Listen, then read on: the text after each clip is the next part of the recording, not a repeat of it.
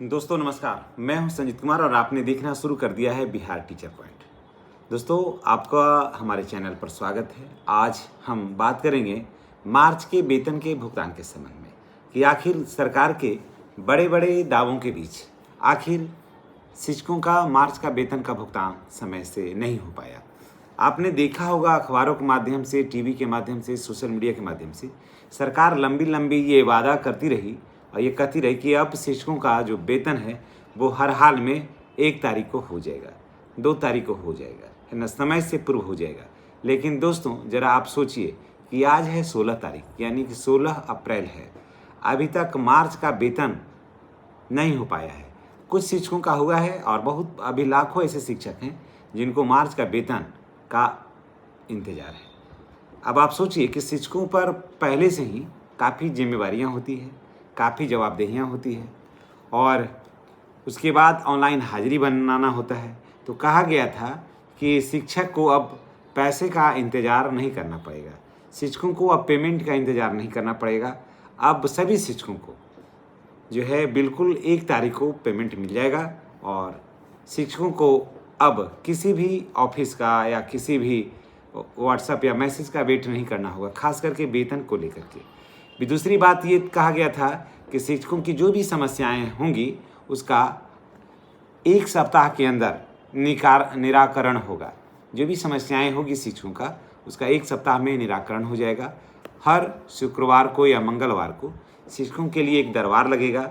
शिक्षक अपने समस्याओं को लेकर के वहाँ जाएंगे। शिक्षकों को अनावश्यक रूप से न बीआरसी जाना होगा, न डी ऑफिस जाना होगा। दोस्तों एक शुक्रवार नहीं कई शुक्रवार पार हो गए, एक मंगलवार नहीं कई मंगलवार पार हो गए। न शिक्षकों की समस्याएं सुनी गई, न शिक्षकों की परेशानियां सुनी गई, न परेशानियां कम हुई न समस्याएं कम हुई। शिक्षक आज भी छोटी छोटी बात को लेकर के बीआरसी का चक्कर लगा रहे हैं और छोटी छोटी बात को लेकर के जिला का चक्कर लगा रहे हैं। लेटर निकलता है, लोग पढ़ते हैं, फिर लेटर वहीं का वहीं रह जाता है, फिर स्थिति वही हो जाती है। एक बहुत ही मशहूर गाना आपने सुना होगा फिल्म कुल्ली का, लोग आते हैं लोग जाते हैं, हम यहीं पे खड़े रह जाते हैं, सारी दुनिया का बोझ हम उठाते हैं। इसके कलाकार थे अमिताभ बच्चन, है ना। तो समस्याएं वही है, पदाधिकारी आते हैं, कहते हैं, लेटर निकलता है, सारा कुछ होता है और समस्याएं जो आज से 20 वर्ष जैसे था समस्याएं आज भी वैसे ही हैं। अब बात करते हैं कि इतने बड़े वादों के बाद ये कहा गया था कि मार्च में किसी का भी पे नहीं होगा, मार्च का जो पेमेंट होगा, राशि होगा, किसी बड़े खर्च में तब्दील नहीं की जाएगी, किसी बड़े खर्च को नहीं किया जाएगा। मार्च की राशि को सिर्फ वेतन का भुगतान होगा मार्च की राशि से और पेंशन का भुगतान होगा।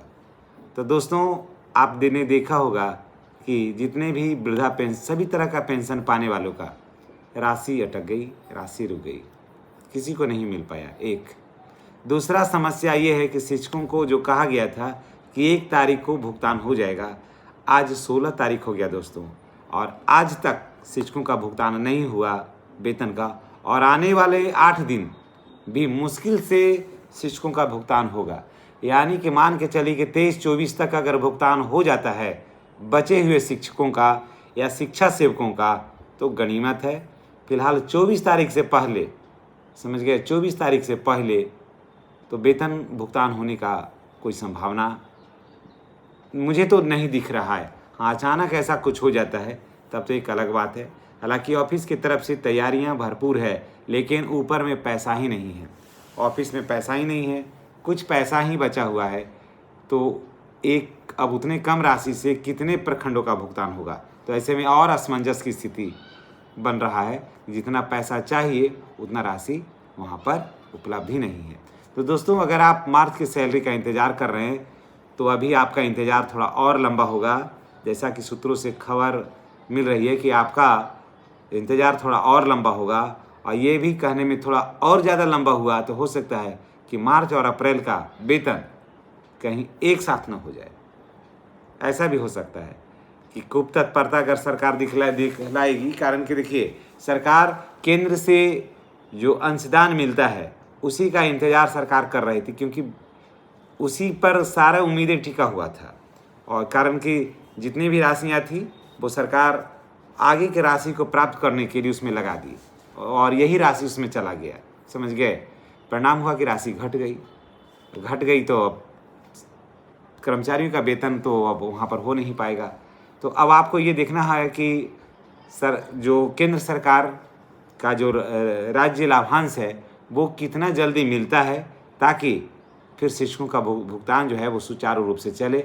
तो 24 तारीख तक तो नहीं संभावना है दोस्तों, तो 24 तारीख के बाद फिर थोड़ा सा आगे बढ़ते हैं तो 30 तारीख हो जाएगा, यानी कि अप्रैल समाप्त हो जाएगा। तो हो सकता है कि अब मार्च और अप्रैल का पैसा जो है वो 2-4 दिन के अंतर में या फिर थोड़ा सा और समय लगेगा, तो एक साथ में भुगतान होने की प्रबल संभावना है, समझ गए। इसलिए थोड़ा आपको अब इंतज़ार जब किए हैं तो इंतज़ार आपको करना ही पड़ेगा, इसके सिवा कोई विकल्प नहीं है। अब हम बात करते हैं कि आखिर देरी क्यों हुई, देरी के पीछे का कारण क्या है। क्या पदाधिकारियों की सुस्ती है या फिर सरकार के पास राशि का अभाव। तो ये देखिए, पदाधिकारियों की कोई देरी यहाँ नहीं हुई, सुस्ती नहीं है, समझ गए। यहाँ से बिल्कुल समय से सारा कुछ गया था, लेकिन कुछ केंद्र प्रायोजित योजनाएं थी, समझ गए। जो बहुत सारा केंद्र प्रायोजित जो योजनाएं थी उसमें उसको हासिल करने के लिए पैसे की ज़रूरत थी। बिहार सरकार के पास वहाँ पर पैसा था नहीं, पैसा यही बचा हुआ था। फिर इस पैसा को रिटर्न करवा करके उसमें जमा करवा दिया गया, जो योजनाओं का लाभ लेना है ना। और सरकार सोची थी कि जो केंद्र से जो लाभांश इसे प्राप्त होता है टैक्स के रूप में जो मिलता है वो समय से आ जाएगा। परिणाम ये हुआ कि वो पैसा समय से आ ही नहीं पाया, समझ गए। राज्य सरकार यहाँ दुविधा में पड़ गई। पैसा तो दे दी केंद्र में, लेकिन जो उधर से आना था पैसा, अगर पैसा समय से आ जाता तो इतना समय नहीं लगता। दरअसल उधर से वो पैसा आया ही नहीं, वो पैसा का समय जो था ना वो पार हो गया। अब देखिए वो राज्य लाभांश अब कब आता है ये तो आने वाला वक्त बताएगा, क्योंकि सरकार चलाने के लिए भी तो पैसे चाहिए। तो उसी का इंतज़ार हो रहा है कि जैसे ही वो आएगा तो धड़ाक से इधर पेमेंट हो जाएगा। तो आप थोड़ा इंतज़ार कर लीजिए। अगर आप बिहार में शिक्षक हैं, खास करके नियोजित शिक्षक हैं, तो आपको थोड़ा इंतज़ार करना ही होगा। शिक्षा सेवक हैं तो आपको इंतज़ार करना ही होगा। हालांकि विशिष्ट शिक्षक, विद्यालय अध्यापक लोगों का, ज़्यादातर लोगों का पेमेंट हो ही गया है। कुछ जगह बाकी होगा या नहीं के ही बराबर, या कोई अन्य कारण से बाकी होगा तो मैं नहीं कह सकता हूँ, लेकिन ज़्यादातर का भुगतान हो ही गया है। सिर्फ अगर कोई बचा हुआ है तो उसमें नियोजित शिक्षक और विद्यालय में अगर बात करें तो विद्यालय शिक्षा सेवक, दो का पेमेंट अभी रुका हुआ है, बाकी सारे का पेमेंट हो गया है। तो ये दोनों थोड़ा सा इंतज़ार कर ले, उसके बाद हो सकता है कि मार्च और अप्रैल का पैसा अगर 24 तारीख के पहले नहीं भुगतान हुआ तो मान के चलिए कि मार्च और अप्रैल का पैसा जो है ना वो एक साथ आपके खाते में क्रेडिट होगा। धन्यवाद। जानकारी अच्छी लगी हो तो अन्य लोगों के पास शेयर करिए।